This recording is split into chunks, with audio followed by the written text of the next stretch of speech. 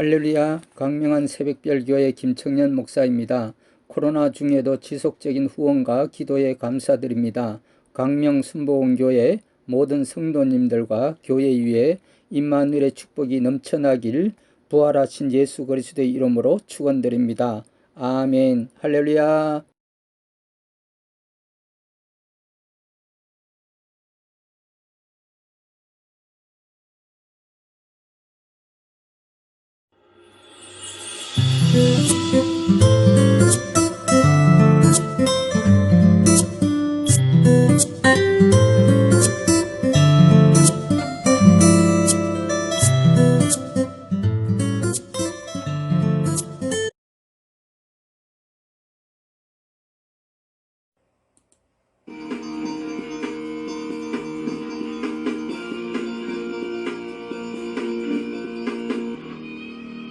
Many Christians around the world are concerned about the growing persecution of the church, cancel culture, and the possibility of war.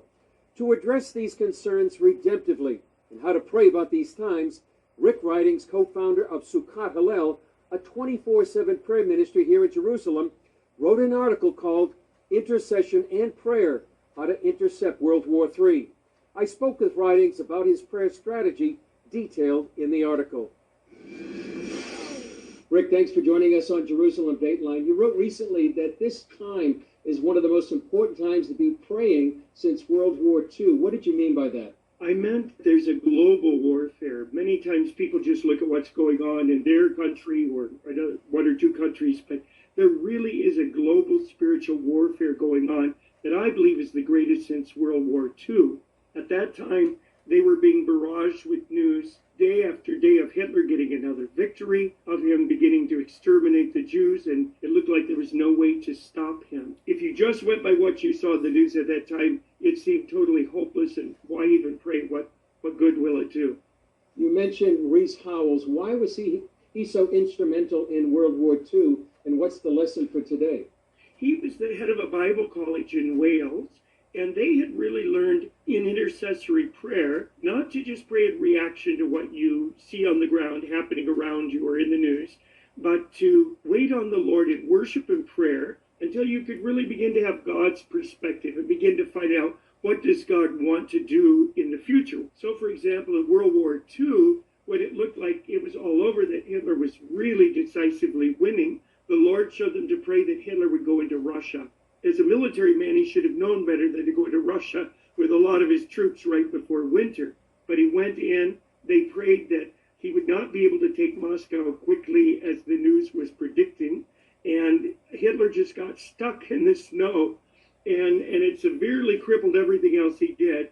And from there on, that was the turning point of World War II.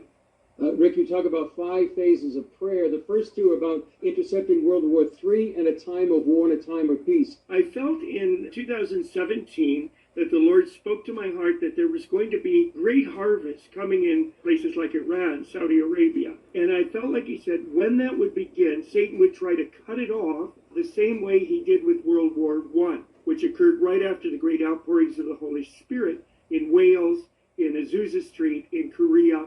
There was a great missions movement of young people from universities going in large numbers. And then Satan succeeded in stirring up World War I, and young people who would have gone into missions instead were sent into the war and died in the war. And I felt like this Lord said, don't be ignorant of Satan's schemes. He will try to start a World War III when the harvest begins.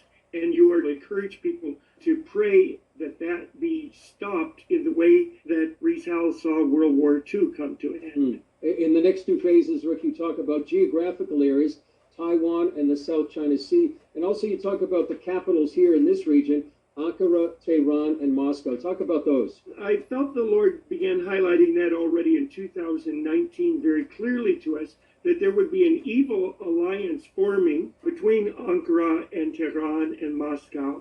Right after the Lord showed us that, they're traditional enemies. It didn't make sense that those 3 would work closely together.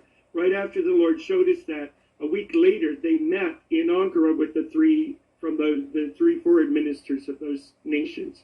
So I believe there's something evil, but we're not fighting flesh and blood.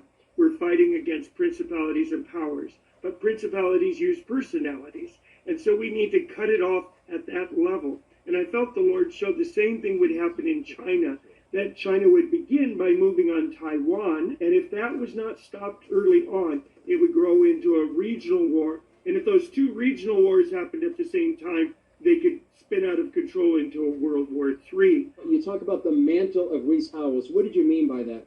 The mantle was this understanding and revelation that we're not to just pray to according to what we see with our eyes or think with our minds or our political opinions, but that we're to worship and pray until the Lord begins to show us things as he sees them, because he's delegated authority on the earth to the believers.